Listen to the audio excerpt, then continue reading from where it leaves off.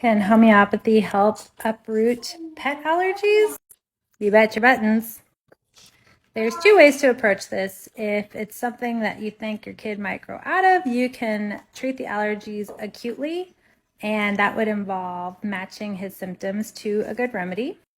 If his symptoms present like cutting into an onion, you've got burning eyes and a runny nose, then you'd want to reach for Allium cepa 30C and just give that acutely as he encounters any animals.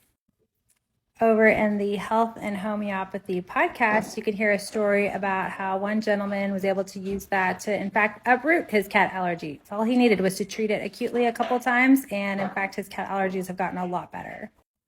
If you don't want to wait for the reaction, then you can try the Banerjee protocol. It is going to be tuberculinum bovinum 200C homeopathic remedy given once every 2 weeks.